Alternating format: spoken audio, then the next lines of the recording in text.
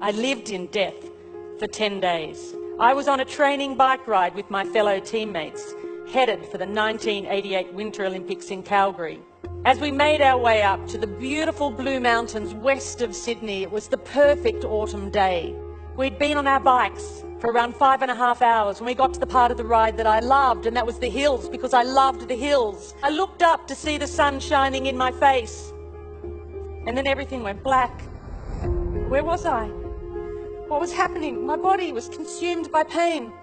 I'd been hit by a speeding truck with only 10 minutes to go on the bike ride. I was airlifted from the scene of the accident. I'd broken my neck and my back in 6 places. My whole right side was ripped open and filled with gravel. My head was cut open across the front, lifted back, exposing the skull underneath. I had head injuries, I had internal injuries, and I had massive blood loss. For 10 days, I drifted between 2 dimensions. I was in the fight of my life. After 10 days, I made the choice to return to my body. And when I did, the massive internal bleeding miraculously stopped. The next question was whether I would walk again, because I was paralyzed from the waist down. I woke up in intensive care to the news that the operation had been a success, because at that point I had a little bit of movement in one of my big toes, and I thought, great, because I'm going to the Olympics. But then the doctor came over and said to me, matter-of-factly, Janine, the operation was a success, but the damage is permanent. There's central nervous system nerves and there is no cure. So although we think you may get some feeling back from the waist down, you will have internal injuries for the rest of your life. You will have to use a catheter, and if you walk again, it will be with calipers and a walking frame. You're going to have to rethink everything you do in your life, because you are never going to be able to do the things you did before. I was an athlete. My body was everything. If I couldn't do that, if I wasn't that, then who was I? After almost 6 months, it was time to leave the spinal ward. I was in a wheelchair and a plaster body cast. All I wanted to do was to go home and get my life back and learn how to walk. But the head nurse at the hospital had said, Janine, I want you to be ready, because when you get home, something's going to happen. She said, you're going to get depressed. I said, not me, not Janine the machine. She said, it happens to everybody. I was in a wheelchair, a plaster body cast, attached to a catheter bottle. I had no feeling from the waist down. I wanted my life back. I wanted to put my running shoes on and run out the door. But I couldn't. And I got depressed. And there were days when I didn't want to get out of bed and days when I didn't get out of bed. And I can remember my mum sitting on the bed and we were both crying, and she said, I wonder if life will ever be good again. And I thought, how could it? Because I've lost everything that I valued. At home, sitting outside in my plaster body cast, an aeroplane flew over my house. And in that moment, my eyes and my mind were open. I stopped asking, why me?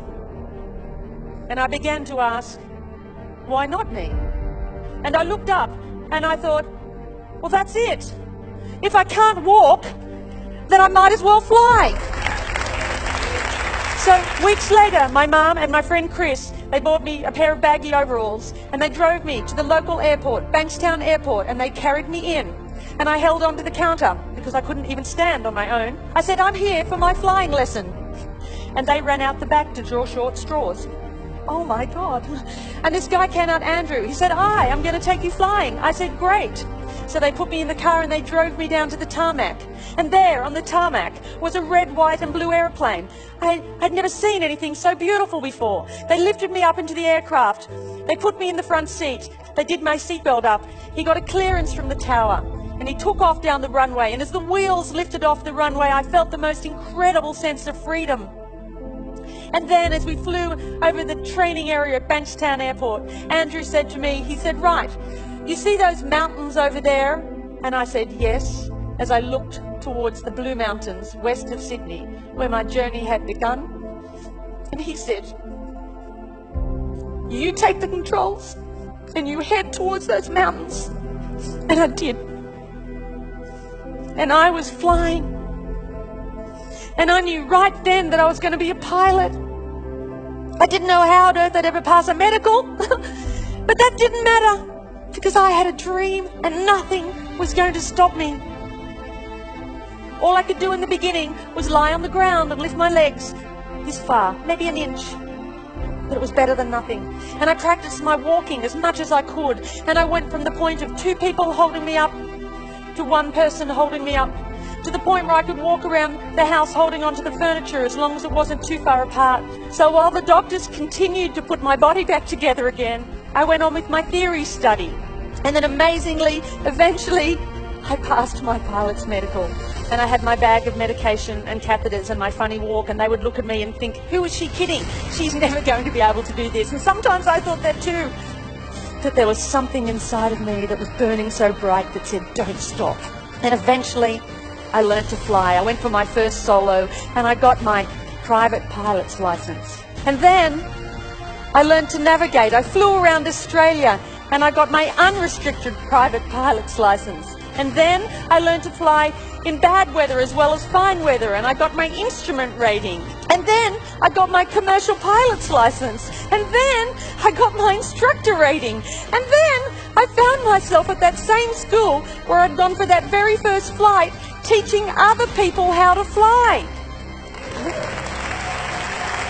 In just over 12 months after I'd left the spinal ward.